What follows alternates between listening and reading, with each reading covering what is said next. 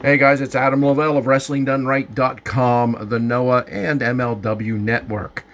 We're going to run down, take a quick look at the N1 show, night number 7, coming up August 27th. That's Saturday morning here on the East Coast. You want to check those times out? I won't be able to watch this live. I will report back my review of this show and the show on the 28th as soon as humanly possible. Hopefully before the last show on September 3rd. But if not, I will bring you coverage of all 3 shows very shortly after September 3rd. I'll keep you updated on how that's going to work. But I will do the best that I can. But here is a preview, again, of the show coming up on Saturday the 27th. It kicks off with... Now, I don't know if these matches are probably not in order, so bear with me. But we're going to kick off talking about Kazuyuki Fujita versus Takashi Sugiura. This is huge. I mean, Kazuyuki Fujita pretty much has to keep winning if he has any hopes of contending for this N1 championship to win this tournament. Takashi Sugiura has been almost unstoppable. He has been the killing machine that his name tells you that he is. And this might be the main event, but we're going over it first. I'm not sure what the main event of the show is, but all these matches are main event worthy, honestly. And this is ridiculously hard to pick. I mean, I got to predict a winner here. Look, a lot of people out there saying this is Kazuyuki Fujida's tournament, that he's going to win this, that even though he lost the first 2, he's going to win this tournament. They're setting it up for him to be the guy that everyone expects him to be. Takashi Sugiura, though, says that if he doesn't win this thing, he may not even compete in it next year, and that would be a gigantic loss in this tournament, in my personal opinion. But, look, I'm going to go with the general idea that Kazuyuki Fujita is probably going to win this tournament, and I don't say that begrudgingly. He wouldn't be my pick to win it, but I like him. I think he's incredible, and him winning it isn't going to make me angry if that happens. Not at all. I just have other guys I'd like to see win. Hell, I wouldn't mind seeing Sugiura win it. Yeah, he's a 52-year-old dude, my age, but he is incredible. But I think Kazuyuki Fujita goes over here one way or another. Could be a draw. They've already had one. I don't see a lot of draws happening. That's not what I'm predicting, but it wouldn't shock me if it did happen. But I'll say Kiyomiya wins a barn burner here. Kazuyuki Fujita versus Masaki Mochizuki. Mochizuki gets his first win just the other day against Tanaka, which was something to behold. I mean, because Tanaka has beaten 2 of the biggest badasses in this tournament, like Fujita and the GHC heavyweight champion, Keno. But I think Fujita cranks it up and pretty much destroys Mochizuki here. Fujita's coming in here with 2 losses, having just lost to Tanaka, which was mind-blowing. Not because Tanaka isn't incredible and nearly bulletproof in the ring, but Fujita just looked like a beast that might storm his way through this, but he's been stopped twice now. There's no way I see him being stopped again. He's going to go over Mochizuki here, and possibly even quickly. Goji Ozaki taking on Masato Tanaka. Tanaka has beaten 2 of the toughest people in this tournament, like I just said, Keno and Fujita. Now here he is against Goji Ozaki, who has been steamrolling guys as of late. Another one normally I wouldn't call this hard to pick. I would say Goji Ozaki wins this in a very good matchup because Tanaka can give anyone in the world, and I do mean anyone, an incredible match and is a threat to beat anyone he ever faces, including Goji Ozaki. But I think Goji Ozaki, much like Kiyomiya, has to keep winning, and because he has to keep winning to contend for this, if he wants to stand in front of the camera and continue to say that he is Noah, he has to win this, so I say he does, but it's going to be wow. Masukatsu Funaki versus Jack Morris. I have been highly disappointed in Funaki. I'm sure he's going to lose sleep over that, but I'm just saying, Funaki is one of my favorites. He's an incredible in-ring general, a master, an MMA puppet master, meaning he will take guys' limbs, much like you would a marionette puppet, and move them wherever he wants them to be. Your arm will go where he wants it to go, your leg will go where he wants it to go, your head will go where he wants it to go. He's a marionette. He will marionette the guys he's in the ring with. But he has lost several matches now to guys that I can't believe he lost to. If the guys he has lost to were to face him for that GHC national title, I would predict Funaki to win it every day. Not because those guys he's lost to, like Kiyomiya and Kojima, are bad, or are not good wrestlers, or I'm a little bit baffled at his performance. I'm baffled that he has lost the matches he has lost. Massachetta Mia, who you guys know, you've heard me hype this guy up. I want to see Kitamiya do incredible stuff because I want to see him get the Michael Elgin push now that Elgin possibly is gone for good. I don't know. I would like to see that. And for a little while during this tournament, I thought we were seeing it, but then he gets a big setback. But Funaki should beat Jack Morris, but anymore that doesn't mean that he will. Jack Morris beat Kaito Kiyomiya and did an incredible job against Nakajima, Katsuhiko Nakajima. An incredible job. Really looked like he could win it. Takashi Zagura defeated Jack Morris, but it was damn tough. So I believe Masakatsu Funaki is in a world of hurt here. He's in some trouble because he's lost matches I don't think he should have, much like this, but I'm not going to predict him to lose this. He could have lost every match up until now, and I like Jack Morris. I hope he remains in Noah. I hope he's a big part of Noah's future. I do. But there's no damn way he's beating Masakatsu Funaki. I just, no.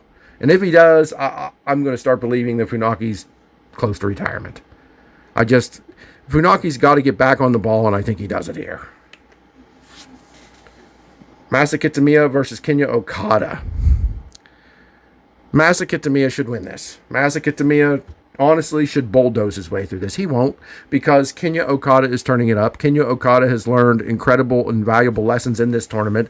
Kenya Okada came close to beating Kaito Kiyomiya. I mean, to where the audience literally gasped several times during their matches. And if you didn't see it, you have to see it to understand what I mean. There was a real believability that Kenya Okada could have beaten Kaito Kiyomiya. And if he could realistically beat Kaito Kiyomiya, even though he didn't, he absolutely could realistically beat Massachetta Mia. There's no reason this match couldn't work out almost identically to Okada's match against Yoshiki Inamura, because Massachetta Mia is a similar wrestler. Now, he's ahead of the experience level than Inamura, for sure. He's a multi-time tag team champion. I forget how many times, but quite a few. And he has looked at several occasions like he could have contended to win this tournament. But I think he's going to fall just short. He's lost some matches that I don't think he should have lost. It's hard to talk about Massachetta Mia because I, for one, can't understand how Noah wants to use him. At one minute, he looks like a bulldozer. He looks like a guy that can't be stopped. And the next minute, he's going down to guys that aren't bad. There's nobody bad in Noah. But he's going down to guys that you find yourself thinking, wait, he beat so-and-so, so he'll probably beat this guy, right? And then he doesn't, and you're left scratching your head, literally. And I talk about scratching my head, it makes my head itch. Psychology. Because it's confusing. Like, what are they doing with Massachetta Mia?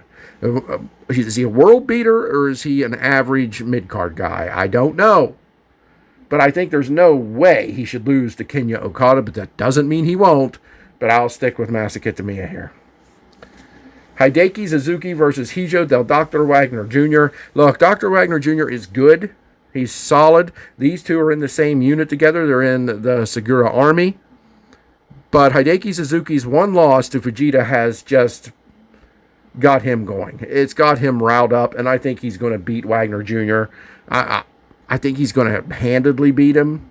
Not squash him, not anything over the top. Wagner Jr.'s wins have come on pretty much lucky roll-ups a little bit, or against opponents that he was just clearly better than. What I'm saying is, this tournament has not shown me anything extra special about Hijo del Dr. Wagner Jr. That's not saying he's bad or that he doesn't belong. He's great, and he absolutely belongs in Noah. And he's gotten wins in this tournament, against Fujita being one of them. So he definitely, beyond a shadow of a doubt, belongs. But when I look at Hideki Suzuki, whenever he gets an edge, whenever he starts getting mean, whenever he starts getting pissed off, That's when he's an even bigger star. That's when he's a huge threat. That's when he's a badass. And I think he's reached that level now. Wagner Jr. is good. Wagner Jr. is worthy. But Hideki Suzuki is in badass mode now. And because of that, he's winning this.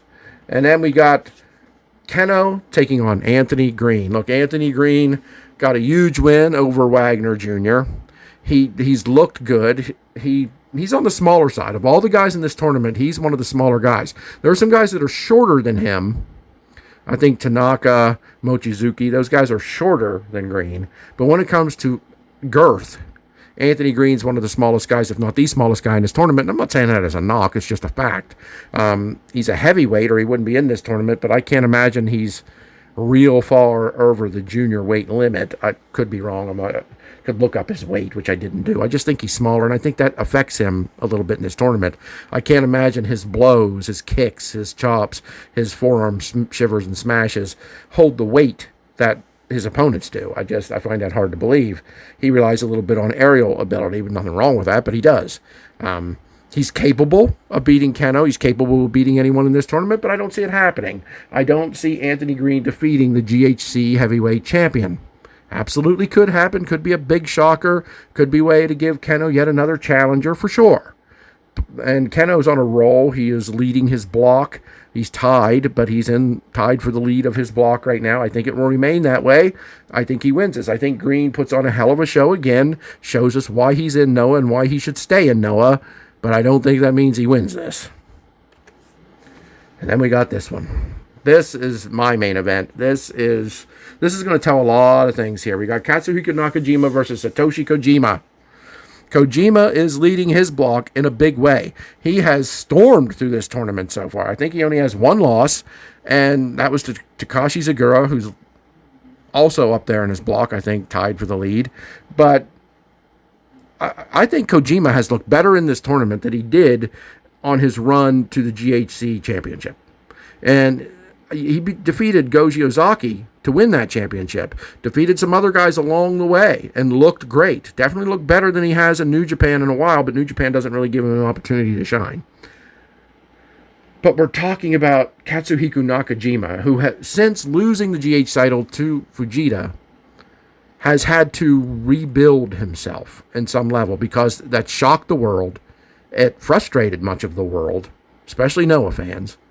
And then we all wondered what was going to happen to Nakajima. He had his glowing moment in their festival show with DDT when he knocked out Endo. Probably legit. If that was a work, it was one of the best works ever. And has developed that as one of his abilities now, this striking power. He's always had these incredible kicks and has always been a good striker, but now he's a knockout artist with his hands. Right? And he is the 2-time in a row winner of this tournament. Could easily win it 3 times in a row. Easily. You know, he has said it's the Nakajima one. That's what the N stands for. The N one. And I think Nakajima has to win this. I think he has to. Because Kojima is on such a roll and has defeated almost everybody in his path. Sometimes, not shockingly, but like, whoa. Kojima is legit. I mean, he lost the GHC title in his first offense, but he has rebounded in this tournament like nobody's business and looks like an authority. He looks like he belongs. Not that he shouldn't, but I'm just saying another loss for Kojima would not hurt him terribly. Not at all. Another loss for Nakajima would hurt him. It would set him back again when he's in the midst of rising again. For the reason that, in my opinion, Katsuhiko Nakajima needs to continue to rise. He doesn't necessarily have to win this tournament, but he has to continue to rise. He has to win this match. And for that reason alone, I'm going to say he does. And that's my thoughts on this show. I've rated definitely one of the shows a 10 out of 10, maybe more than one. The last one I did 9 out of 10. They're all great. I'm never going to review any of these lower than an 8. I highly doubt. But I'm saying all this to say I believe this show has the possibility of being my first ridiculous Dave Meltzer-like 11 out of 10. I'm not giving it that now, of course, but with these matchups, I mean, just look at this.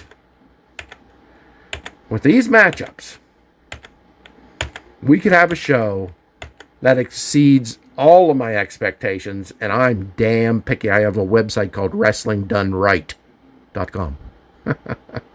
I've been called out on that. The audacity for you to insinuate or flat out say that the wrestling that you dub as the best is wrestling done right, and that implies all the other wrestling is done wrong. You're damn right.